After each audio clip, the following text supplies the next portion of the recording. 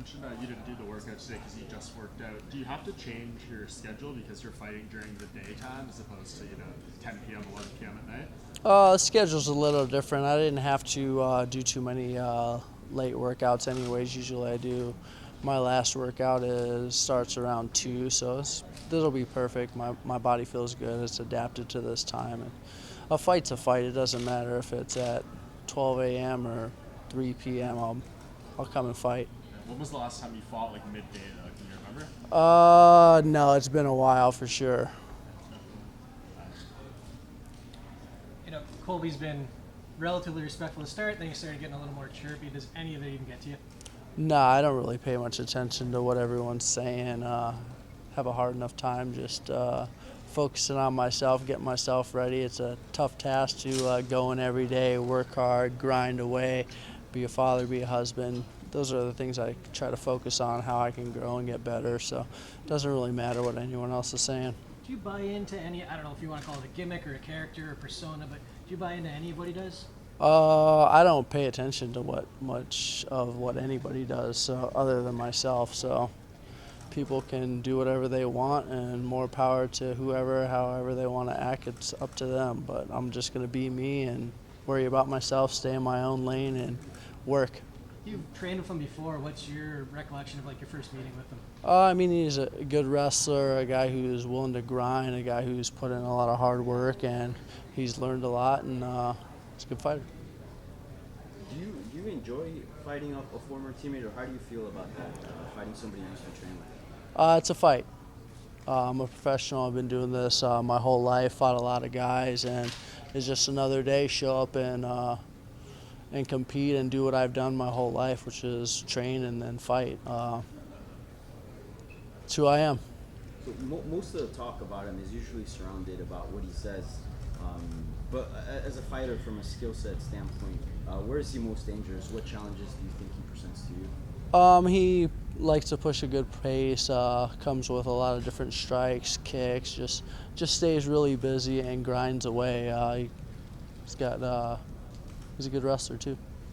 He talked about your departure from the team. Anything you want to clarify about that? No, because I'm cool with the road I've taken, and I have no animosity to anybody at that gym. I'm just moving forward, growing, and getting better. And it is what it is. I'm not at that gym anymore. I'm at Hard Knocks doing my thing and growing and worried about myself.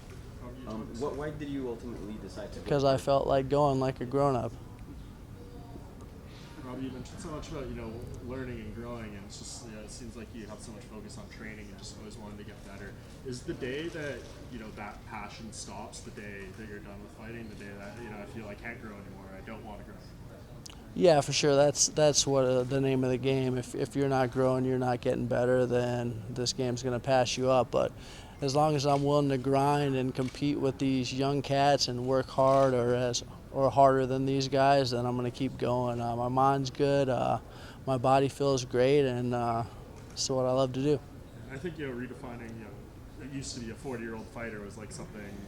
Whoa. No, I know you're still a few years away. Let's settle down. But, can you envision yourself fighting that much longer? You see a lot more guys fighting at that age. Yeah, I don't know. Just one fight at a time, taking care of my body, doing the right stuff, eating right, taking care of myself is what it comes down to.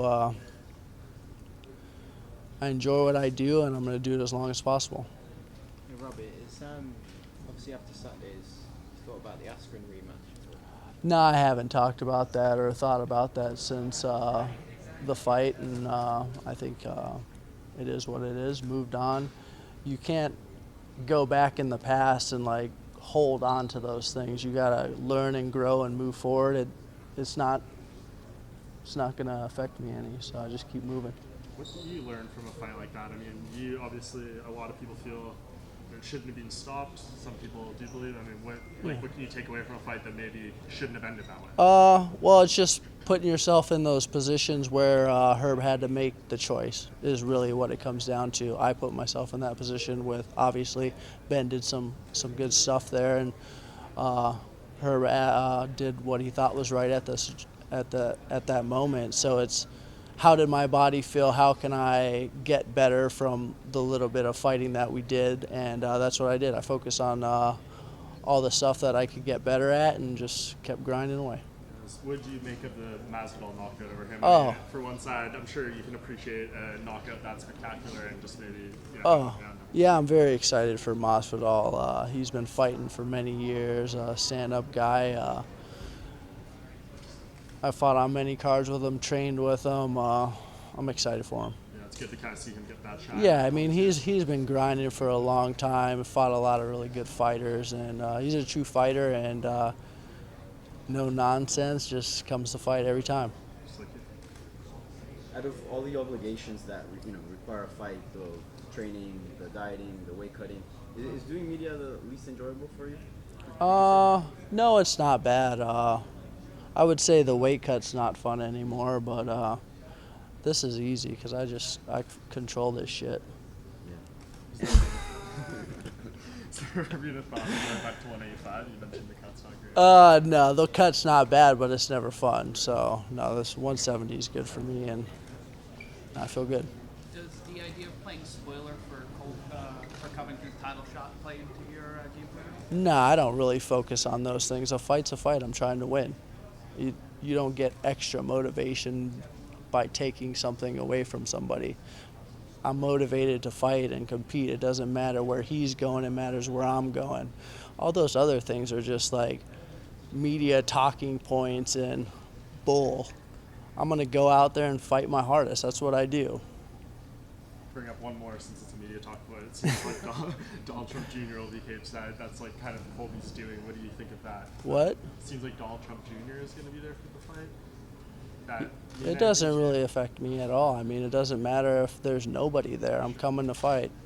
This thing I've done my whole life. I mean, I remember fighting when no one was there, and nothing's changed. I'm just going to do what I do. I'm an old school guy who just goes out there and fights. There's people in the stands that might be on TV, might be a little bit more money going on, but it's still a fight. You take everything away. It's two guys going out there and going to battle, and that's what I focus on. It seems nowadays it's really hard to find a lot of support from the fan base. If you're not out there doing media and sort of talking trash, but you have a very strong fan base and fans tune in to watch you fight. What do you think it is that you're kind of the exception to the rule? I don't really pay much attention to what. I'm just being me, and if people like it, cool. If they don't, cool. I'm just gonna keep moving and being me and not put on an act for anybody and just do the best I can and show off, I guess, and let people know who I am, and this is who I am, just a guy who's going out fighting, grinding, and doing it the old school way. Did you ever pay attention throughout your career to any of the surrounding talk, or is there a reason why you don't, or to stay in focus, or why is that?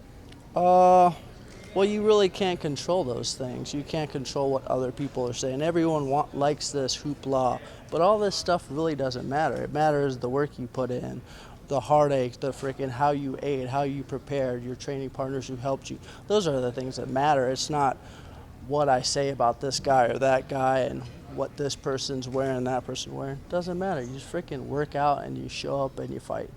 And that's what I've always done. That's what this sport was built on, I believe, is freaking going out there and showcasing your skills and your martial arts and being a professional.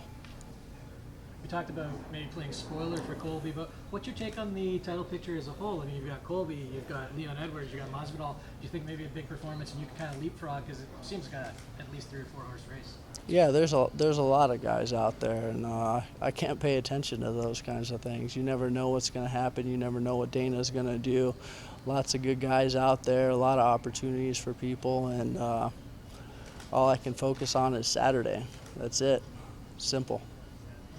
One of the things you're known for is your great takedown defense. Do you feel comfortable, confident that you could keep the fight on the ground on the? I gotcha. Yeah, no, I've been working on my skills. I have really good training partners, really good coaches. So we work on all aspects, working on my takedown defense, working on my striking. But you can't just wait on him. You can't just wait for a takedown and counter and do those things and be second. You have to get in his face, force situations, and take advantage of them. There's a lot going on in these fights. Colby's a really good fighter who puts really good pressure, but my coaches and training partners have done a great job with me. Robbie, you haven't fought in this building since 2008, I believe, and the UFC show. 11 years ago-ish. What do you remember about that night? Just another day. I mean, coming out fighting, nothing really. I mean, it's a fight, you move on. It was a big experience, I'm sure, at that time, and then you just move on to the next one. Thanks, Robert.